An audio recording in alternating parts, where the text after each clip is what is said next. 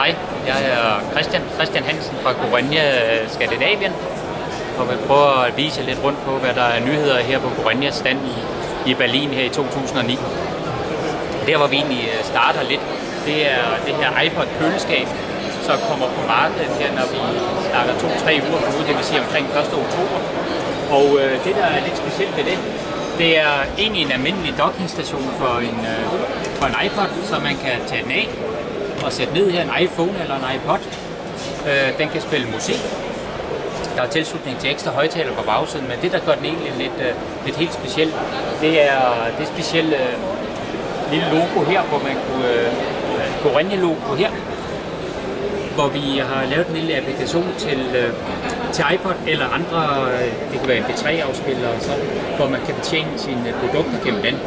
Eksempelvis kan vi prøve at betjene komfuret, hvor vi så kan gå ind og så sige, hvad er det vi vil lave vil vi bare sætte komfuret til at lave en speciel madret, eller skal vi for eksempel gå ind på opskrifter, hvor vi så kan vælge kød, fisk eller kager. Vi vælger kød her, og så kommer der en række opskrifter frem, hvor vi så kan sige, at vi vil gerne lave lam i dag. Og så, når opskriften på lam kommer frem, så kan vi se, at vi kan få en lille video her, der fortæller, hvordan vi for eksempel skal en lammekøller ud. Vi har hele opskriften på det, vi skal til at lave, og vi har et fremgangsmål, hvordan vi skal lave det. Og til sidst, når vi er færdige med retten, så foreslår programmet her en ovenfunktion, en temperatur og et tid, hvor lang tid skal. Og hvis vi er tilfredse med det, så trykker vi på start, og når vi har trykket på start, så starter komfuret eller ovnen. Her har vi en anden måde at køre. Før så vi iPod, men her har vi en anden måde. Der har vi TouchTape fra Microsoft, som egentlig kan bruges til at vise familiebilleder på, e-mails, man kan spille med børnene, og så kan vi også bruge det til vores produkter. Vi kan for eksempel vise en video om, hvordan at vores produkter her, de har en ultrakold dør. Det kunne også være en video om, hvordan man skærer en steg ud eller noget andet. Vi kan vælge at få tips frem, hvordan vi skal lave forskellige ting, for eksempel hvordan man skal udskære.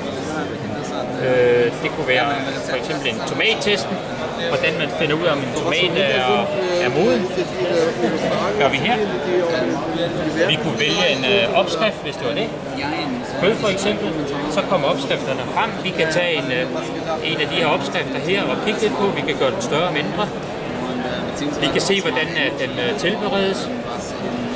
Og når vi er færdige med opskriften og skal til at sætte maden i ovnen, så stopper vi den bare i ovnen her. Og når vi har stoppet den i ovnen, så starter ovnen herovre på at fungere. Det, der er vigtigt med den slags, det kan virke som en gimmick nu og her. Men jeg er sikker på, at folk får flere og flere af de elektroniske ting i hjemmet. Touchscreen her, vi har gætte på om en 3-4 år, så findes den i de fleste hjem. Alle render rundt med iPod eller MP3-afspillere. Og når man gør det, så bliver det en vane, at man også kan kunne betjene sin hvidevare på den her måde.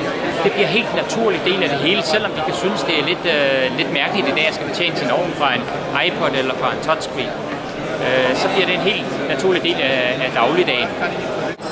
Kommer der et nyt stykke tøj, der skal vaskes på en speciel måde, så kan man downloade et program til sin vaskemaskine her. Alle programmer, der fungerer ved Wi-Fi eller Bluetooth, og kan dermed bruges på alle almindelige produkter, man har, mobiltelefon, iPods osv.